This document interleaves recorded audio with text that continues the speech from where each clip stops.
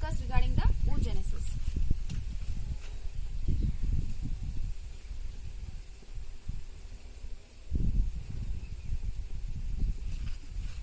As we had already discussed in the previous class, oogenesis means the process of formation of a mature female gamete. Right? So genesis means formation, oo means it refers to the egg or the ovum. So the formation of the mature female gamete is termed as oogenesis.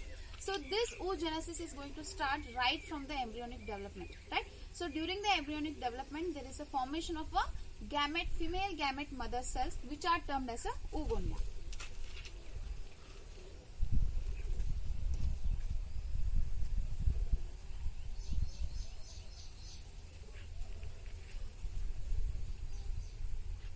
So oogonia are the gamete mother cells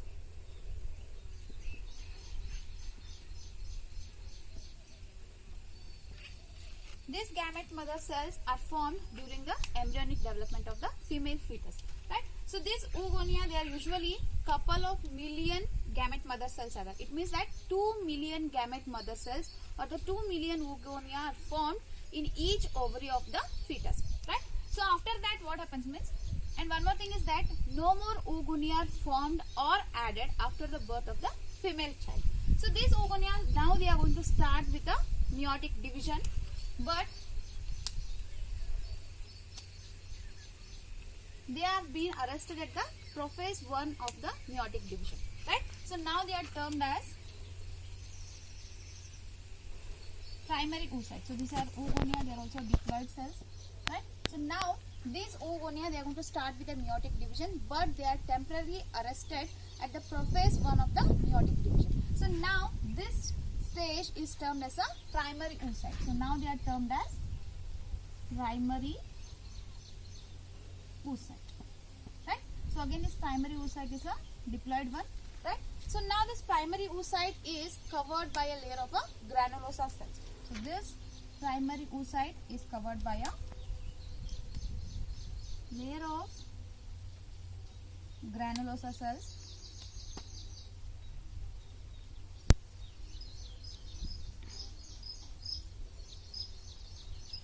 And now this primary oocyte with the granulosa cells is termed as a primary follicle.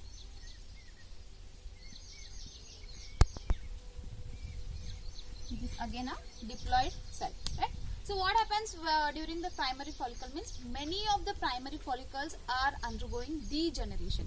Means it is due to the follicular atresia. Right? So due to the follicular atresia, so the primary follicles which were usually 2 million in number, so they are going to get reduced to 60 to 80,000. So the number of follicles, that is the number of primary follicles is going to reduce due to the follicle atresia, and it will be around 60,000 to 80,000 primary follicles in each ovary. So this is the process which is going to take place right from the birth to puberty. So from birth until the puberty, the number of primary follicles is going to reduce to 60,000 to 80,000 in each of the ovary.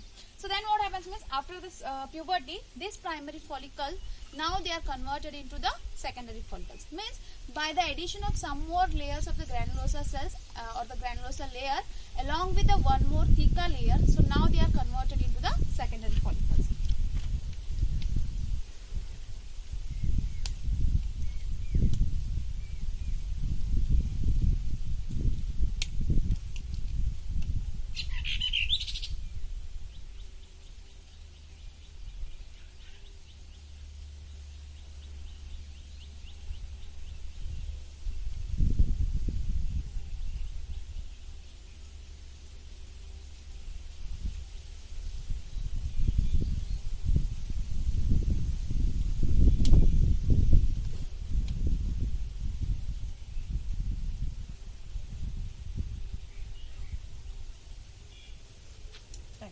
This is a secondary follicle.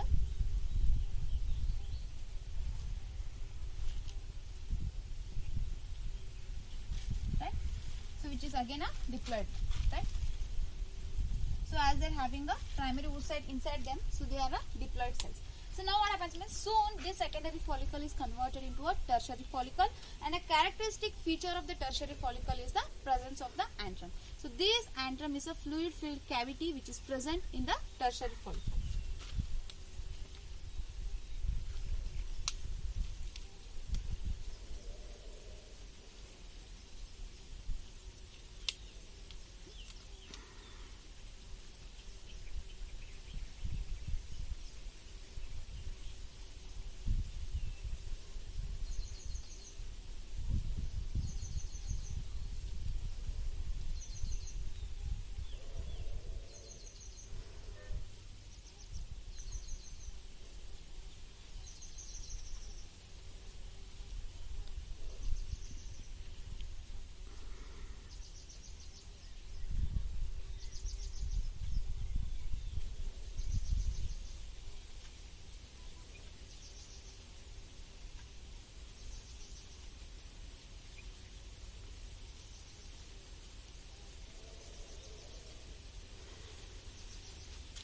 So large number of granulosa cells are surrounding the primary oocyte, and now this theca layer is divided into two layers. So the inner layer is called as a theca interna and the outer layer is called as a theca externa.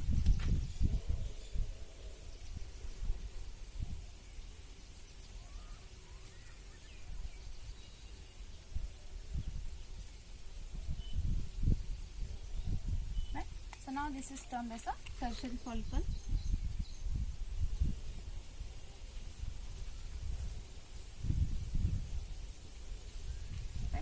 So let us repeat it.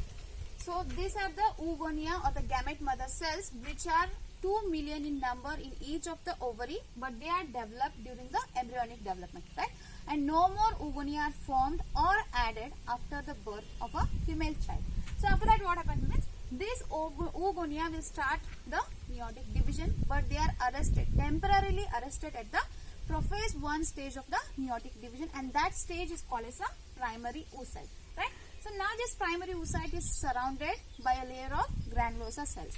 So the primary oocyte along with the layer of granulosa cells is termed as a primary follicle. So now this primary follicle is means the number of primary follicles is going to get reduced due to the follicular atresia. So here the oogonia they are 2 million in number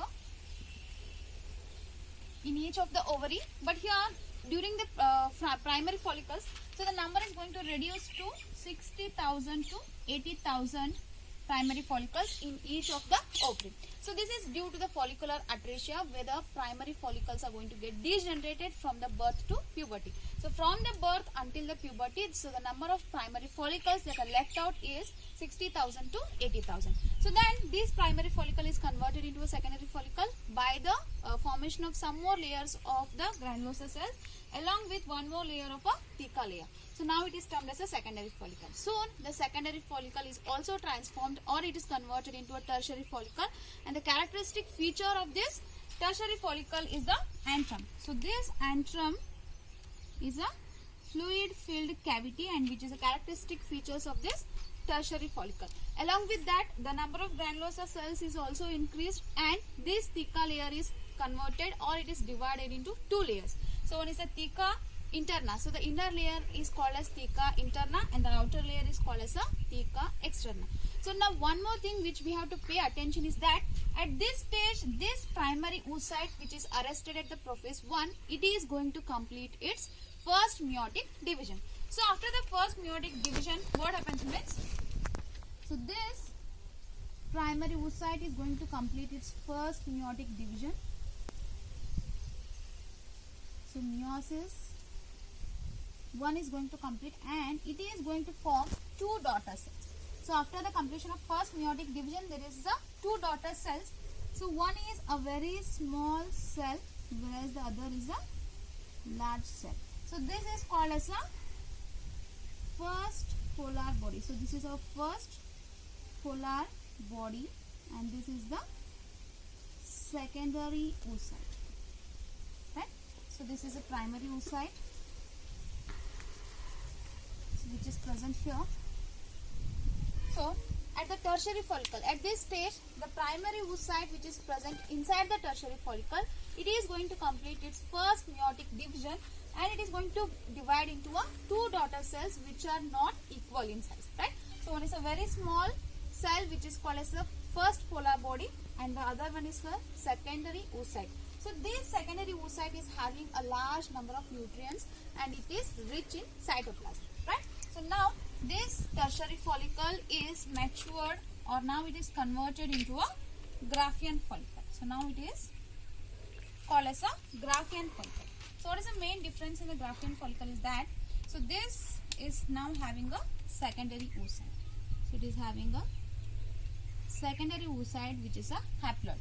So all these cells, they are diploid as they are the primary oocyte. Now the primary oocyte is going to complete its first meiotic division and the secondary oocyte is haploid in nature. So this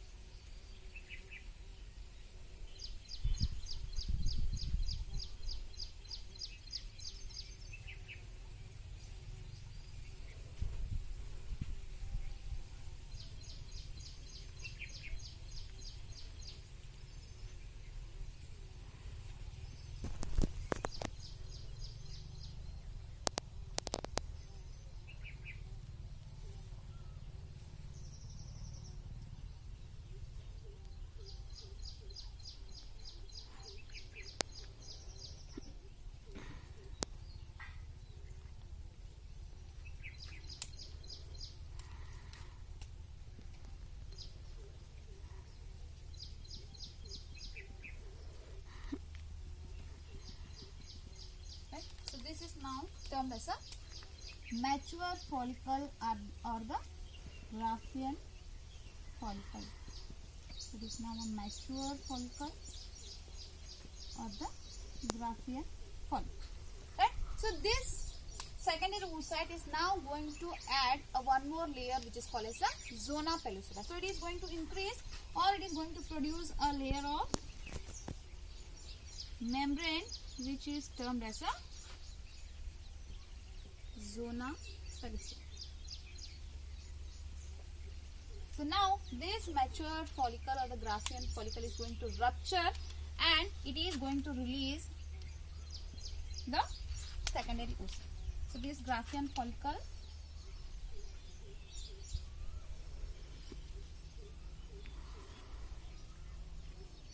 is going to rupture and it is going to release a secondary oocyte. So this process is termed as a ovulation, right? So this is how the secondary oocyte is released from the Graafian follicle. So actually this is not completed with the formation of the egg. So this is still a secondary oocyte. So we'll study what happens, right? It is actually after the fertilization, right? So the secondary oocyte is released from the Graafian follicle. So after the release of the secondary oocyte, so this secondary oocyte is reaching the ampulla region of the fallopian tube, and in that ampulla region, so this egg or this secondary oocyte is getting fertilized. And this secondary oocyte, so this is a secondary oocyte, it is going to complete its meiotic division. That is a second meiotic division only after the entry of the sperm. So what happens after the entry of the sperm is, so this is a secondary oocyte, right? So this is a secondary oocyte. So now this is undergoing the meiotic 2, second meiotic division. So again it is going to form a second polar body and one large cell which is called as a ovum, or it is called as a egg, right? So this is how the oogenesis or the formation of the egg takes place. So we'll quickly revise the things. So the oogenesis means the process of formation of a mature female gamete is termed as oogenesis. So this is a discontinuous process, as some of the processes taking place in the embryonic development and some takes place from between the birth to puberty and some is going to continue after the puberty, right? So that's why it is termed as a discontinuous process. So then next thing is that the oogenesis is going to start right from the embryonic development. So during the embryonic development, so 2 million of oogonia, that is a gamete mother cells, are formed in each of the fetal ovary. So this oogonia now they are undergoing or they'll entry into the meiotic division, but they are temporarily arrested in the prophase first stage of the meiotic division, which are termed as a primary oocyte. So this primary oocyte going to develop a layer of granulosa cells, and now they are termed as a primary follicle. Right? So the primary follicles are undergoing the follicular atresia from the birth to puberty, and the number of the primary follicles will be up to 60,000 to 80,000 when they reach at the puberty. So therefore at puberty only 60,000 to 80,000 primary follicles are left out in each of the ovary. So now there is a addition of some more layer of the granulosa cells and a theca layer, which is termed, now it is termed as a secondary follicle. So this secondary follicle will convert into a tertiary follicle by adding up some more layers of the granulosa cells, and the characteristic feature is that the presence of the fluid filled cavity, that is antrum. And the theca is divided into two layers. So the inner layer is called as a theca interna and the outer is called as a theca externa. So what is the important thing that is going to take place here is that the primary oocyte, which is present inside the tertiary follicle, now it is going to complete its first meiotic division, giving rise to two unequal daughter cells. So the one small is called as a first polar body, and second the large one or the functional secondary oocyte. So the secondary oocyte contains most of the cytoplasm which are rich in nutrients, right? So now this tertiary follicle is converted into a mature follicle, or it is termed as a Graafian follicle, right? So once the Graafian follicle is formed, the secondary oocyte is going to form a layer of membrane which is called as a zona pellucida, and now it is ready for the ovulation. Ovulation is nothing but the release of the secondary oocyte from the Graafian follicle is termed as a ovulation. So now once the means during the ovulation, it is not the egg which is released out, but it is the secondary oocyte. And this is what the ovulation means. These are all the processes that are going to take place only up to the ovulation. But the thing is that here it is not completed with the formation of the egg or the ovum. So what happens means, after the ovulation, the secondary oocyte is released from the ovary, so it will enter into the fallopian tube.